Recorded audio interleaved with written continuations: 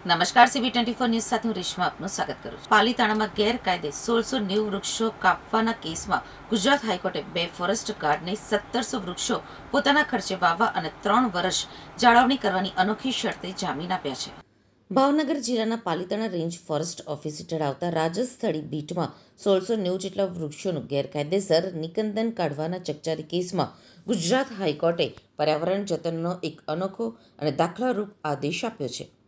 જેલમાં બંધ 2 forest guard Karshan Gohil અને કલ્પેશ ડાભીની જામીન અરજી મંજૂર કરતા કોર્ટે બંને આરોપીઓ સામે અનોખી જ શરતો મૂકી છે.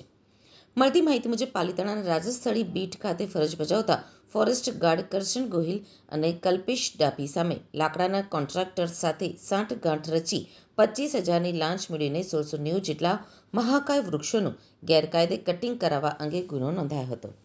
આ ઘટનાથી વન્યજીવોના કુદરતી આવાસને મોટું નુકસાન પહોંચ્યું હતું, જેના પગલે વન વિભાગે બંને કર્મચારીઓને સસ્પેન્ડ કર્યા હતા.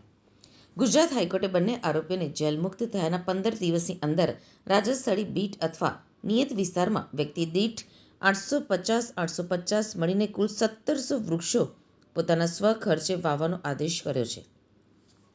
તદુપરાંત આગામી 3 વર્ષ સુધી આ વાવેલા તમામ વૃક્ષોની યોગ્ય જાળવણી અને ઉછેર કરવાનો તમામ ખર્ચ પણ આરોપીઓએ જ ઉઠાવવાનો રહેશે. જો વૃક્ષો વાવવામાં કે તેની જાળવણીમાં કોઈ પણ બેદરકારી જણાશે તો આરોપીઓના જામીન આપોઆપ રદ ગણાશે તે સ્પષ્ટ ચેતવણી પણ કોર્ટે આપી છે.